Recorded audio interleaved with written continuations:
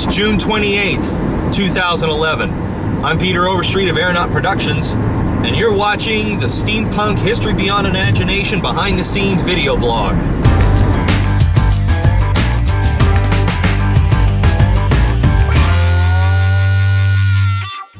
I'm going down to San Jose in order to pick up one of the other aeronauts, a gentleman by the name of Rich Medling. Rich and I are going to be going down to Prunedale. We ran into a little bit of a snag because we're working on a very, very tight budget.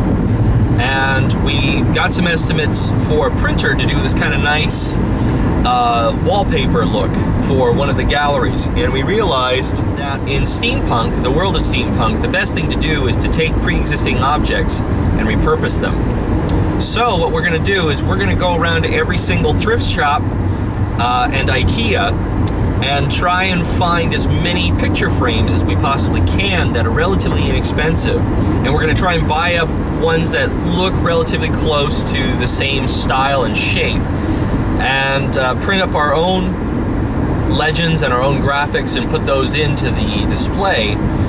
And that will help us keep the cost down, and also it'll help us kind of show the aesthetic of steampunk in our own exhibition rather than trying to be super modern and super slick with it. So I'm going to sign off for a bit. We'll check in a little bit later on today.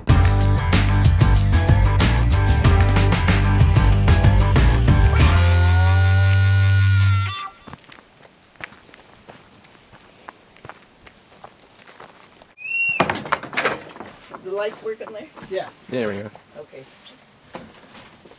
Oh, So this is where you grew up, isn't it? yep.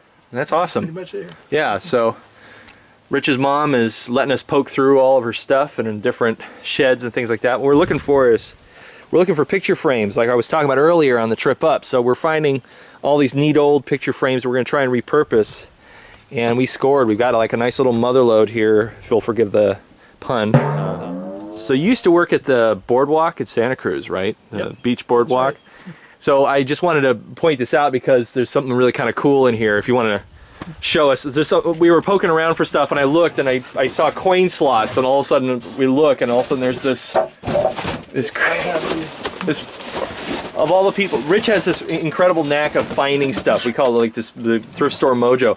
It's a whack-a-mole machine. So there's the moles. Here's the mallet. Here's the mallet for it, and it's like It's a working one. it's a working one apparently. Yes. So, and these are apparently the guns too for the where you squirt the clowns in the mouth to make the balloon pop and that Balloon kind of burst, stuff. Yeah, was it balloon burst? Yeah. Nice. Shift this on top of there. On top of that, yeah. Oh. I thought I had more Might, than that. if we have frames of that But size. I threw away all the wooden frames because they got rotted. So Rich was telling me that this particular trailer got whacked because it looks intact over here, but if you come around to the other side here, you can actually see that at one point, he was telling me that right after Loma Prieta, that the Loma Prieta earthquake, that there was a eucalyptus that was starting to lean, so they cut. So right there, that's where it hit, and these guys were supposed to be professionals. So here it is. I mean, you've got a plethora of picture frames here to use. So, I mean, everything from little ones. We're going to have, some of them have broken glass. I mean, we're going to have to really fix these up, but that's part of the whole point of this, is using pre-existing materials and fixing it all together in order to make something bright, shiny, new, the old steampunk way. So I think we pretty much got all of them, right? Yeah. So I think we're gonna move on now. Move on to my old homestead down in Gilroy and go look at an elephant.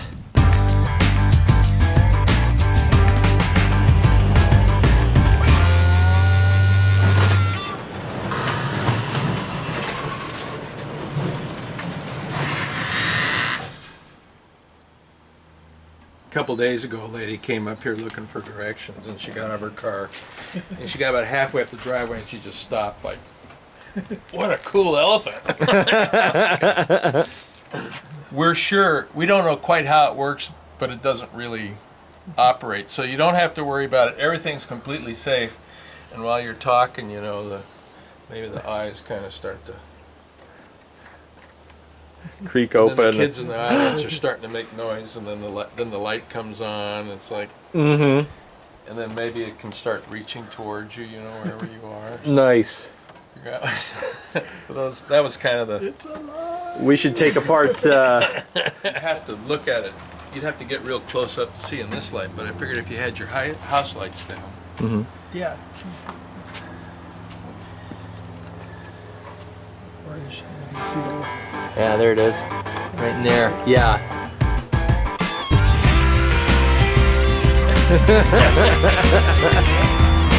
That's really nice. little people.